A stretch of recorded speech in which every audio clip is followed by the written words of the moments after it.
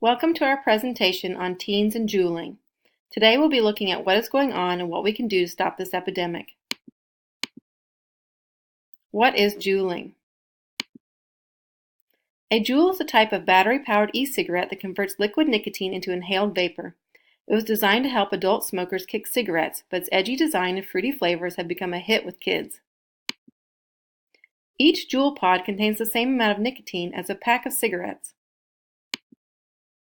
While cigarette use has declined with teens, vaping has more than taken its place with over 3 million teens vaping today. Juul leads with over 70% of the vaping market. Much of this is due to its slick social media campaign showing young people enjoying juuling. So what's the harm? Well, adolescent brains are more susceptible to nicotine because they are still developing. This puts teens at a higher risk for damage to their prefrontal cortex, which can permanently damage their impulse control and put them at risk for mood disorders like anxiety and depression. What are the risk factors? Studies show that those most at risk for vaping are young white or Hispanic males who live in English-speaking only households whose families are middle to upper middle income. However, juuling is an issue all over the country and no group is exempt. What are the obstacles?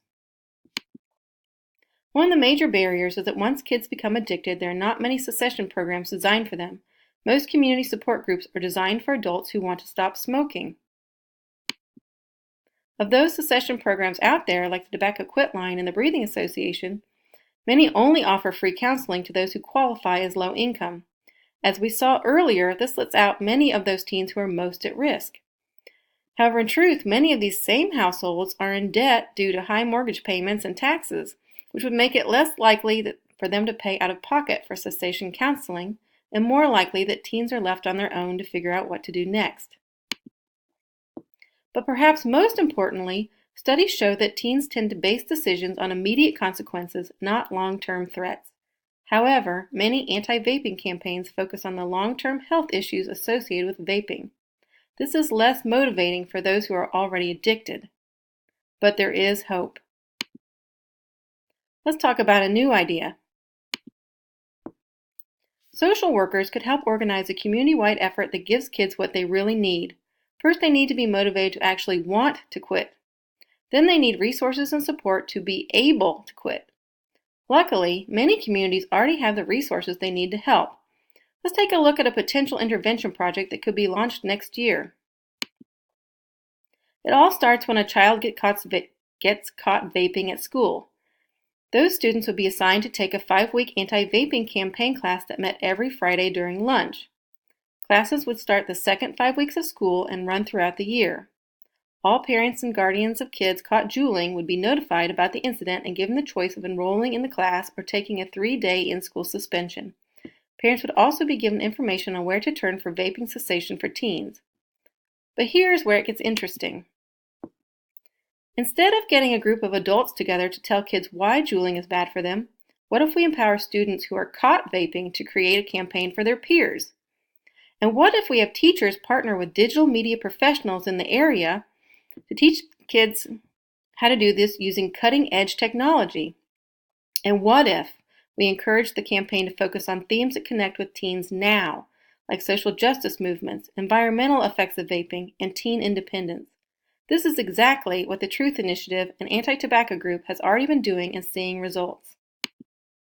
Let's take a look at one of their anti-smoking ads to get an idea.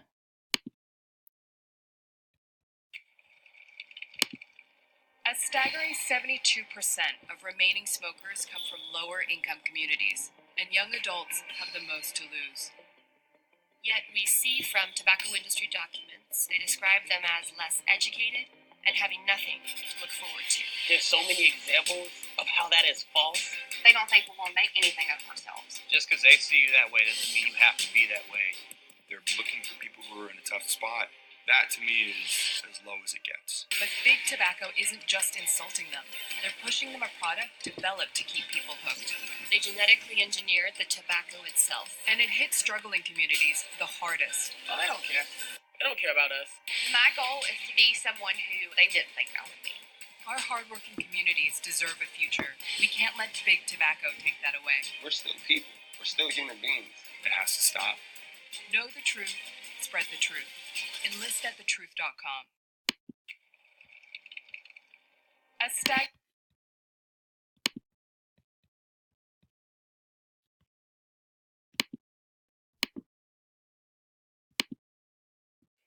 Now that kids are ready to fight manipulative corporations by not buying their products, we need to give them the support they need to kick their addiction. This means enlisting the help of area pediatricians and parents. Many times, a child's pediatrician is often a family's most trusted source of information. So our first goal would be to invite local pediatricians to a summer roundtable discussion at the high school to talk about secession support, share information, and create a solid united front. Here, we would also present information on the free Become an X vaping digital secession program that has been designed to fit teens' active lifestyle and has a proven track record of success, and we would plan how to get the same information out to the parents who need it most. Here's how we would do this. First, we would establish our two overarching goals. Number one, we would want to change 75% of students' opinions about juuling from positive to negative by the end of the class. Number two, we would want to decrease vaping incidents on school grounds by 25% by the end of the year. Our objective would be to enroll 90% of students caught vaping into a 5-week class and to inform all of their parents and guardians about vaping cessation support. We would achieve this by sending a letter to all parents and guardians whose kids have been caught vaping at school. In it, we would explain the benefits of the class over the in-school suspension, as well as provide Become an X information and a list of pediatricians who participated in the roundtable. We would also require that parents sign paperwork stating which discipline option they could choose for their child. This way, we could be sure that each parent or guardian was notified. We would evaluate our results by having students fill out vaping perspective surveys before and after the class to see if their opinion had changed. Parents would also receive follow-up surveys to see if they enrolled their child in a cessation program or reached out to their pediatrician for help. Lastly, we would keep track of monthly juuling incidents at school to see if they decreased by the end of the year. If the project is successful, then we would encourage other area high schools to join us the next year. Because together, we can end the juuling epidemic. Thank you.